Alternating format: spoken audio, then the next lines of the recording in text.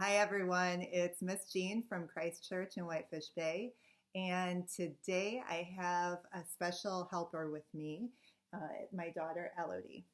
Um, and today, what we decided we wanted to do is tell a story. And the reason why I picked the story I did today is because I've been thinking a lot about comfy things today. I love being surrounded by comfy things when I just need to feel a little bit, I don't know, safer or more relaxed. And one of my favorite comfy things that I've been wearing around the house for most of this winter is my favorite hat. So I'm going to put on my comfy hat for today.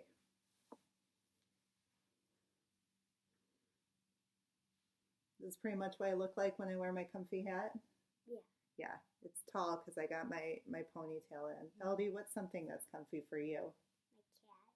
Yeah, this is our cat Mittens, and Elodie loves snuggling with Mittens. She is a really good cuddler. So, the story that I think is one of the most comfy stories for me in the Bible is the very first story that we hear in the Bible. Do you know what that story is? Elodie, can you show them? Can you just give them a peek of the story that we're going to tell today? Do you remember that story? If you don't remember it, I bet you'll get it once we start to tell it. The reason why this is my favorite story in the Bible is because it reminds me that God is in charge no matter what. And sometimes I like to think I'm in charge of everything, and I know that I'm not, especially after reading this story. I think it's really comfy to know that God is in charge no matter what. So, are you ready to get started? Let's take a deep breath.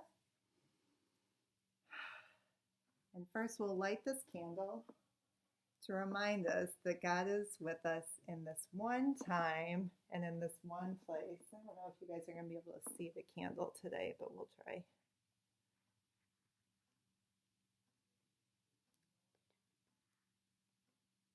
So even though we're far apart on the internet, God is still with all of us.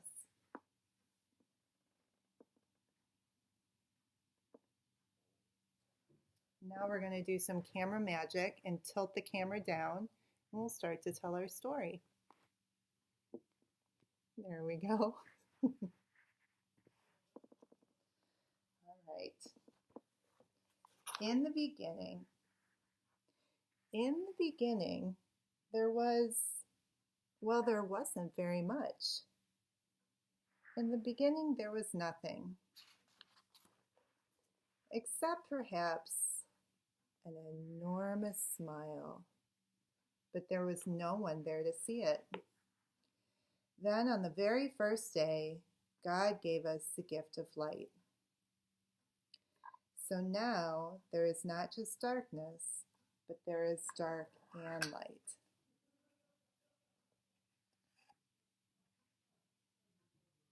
Now, I don't mean just the light in the light bulb or in the car lights at night.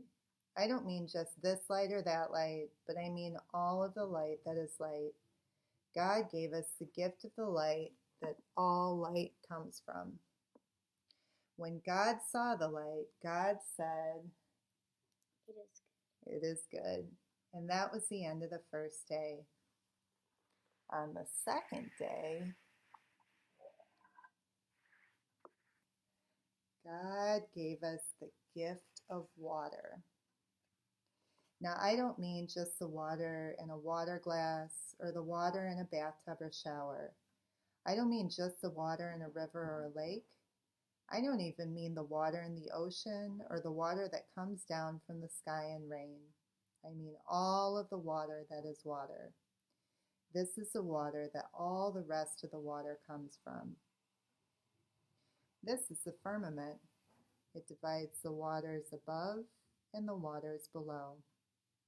When God saw the water, God said, "It is good." And that was the end of the second day. On the third day, God gave us the gift of dry land.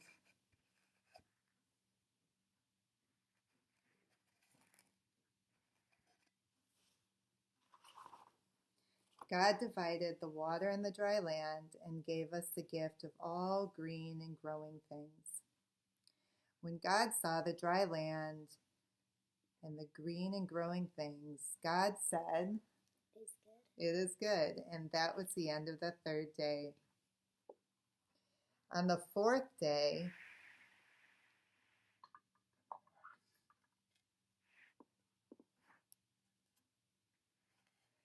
God gave us the gift of the day and the night. This gave us a way to count our days. Here is the great light that rules the day, the sun, and here are the lights that rule the night, the moon and the stars. When God saw the day and the night, our way to keep time, God said, "It is good." And that was the end of the fourth day. On the fifth day, God gave us the gift of all the creatures that fly in the air. There we go.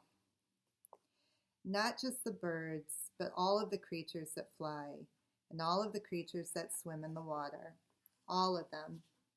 When God saw all of the creatures that fly and all of the creatures that swim, God said, "It is good." And that was the end of the fifth day. On the sixth day,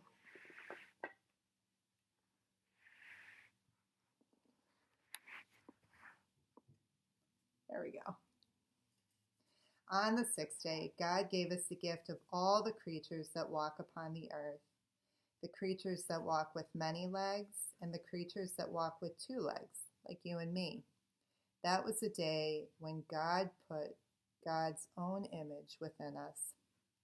When God saw the creatures that walk with 2 legs and the creatures that walk with many legs and all the gifts of the other days, God said, "It is very good." And that was the end of the sixth day. Now on the seventh day,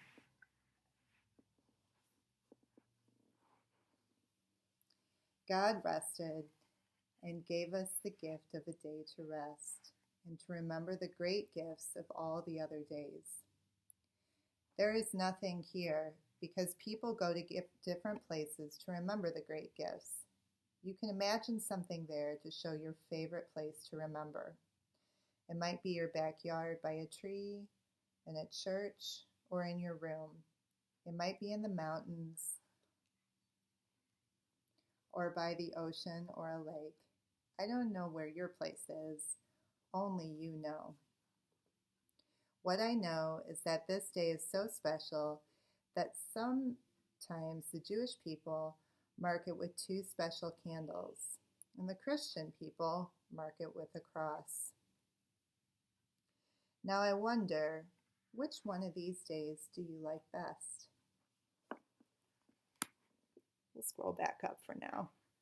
Let me show you all the days again. We'll start with assembly line. Which day do you like best?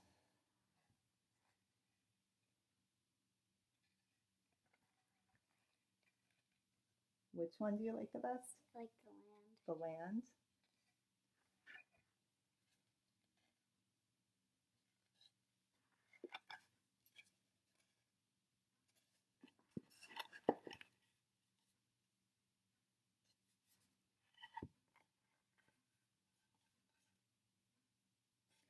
Which one of these days do you think is the most important?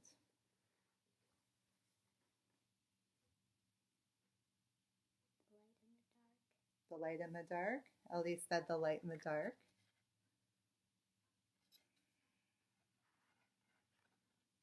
I wonder which one of these days you're in right now.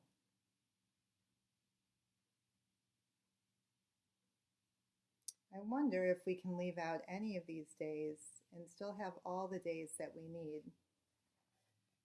Could we leave out this day? Could we leave out this day? What about this day?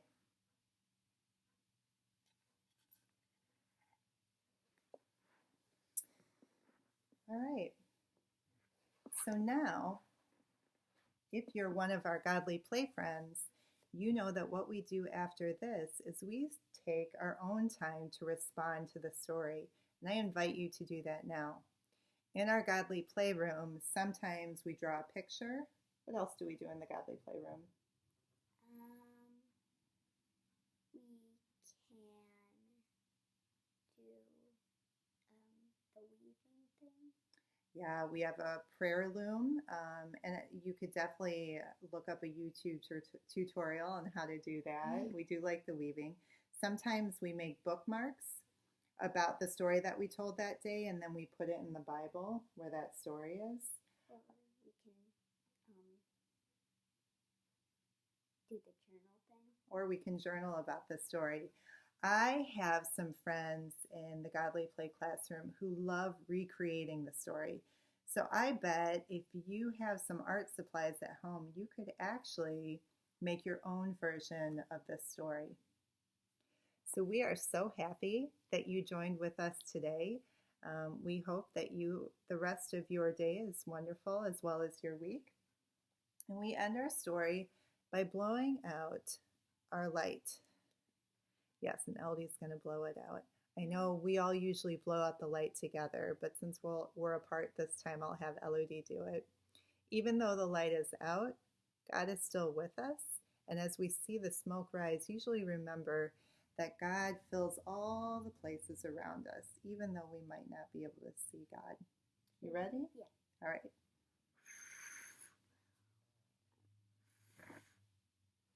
Bye, guys. Thank you, Elodie.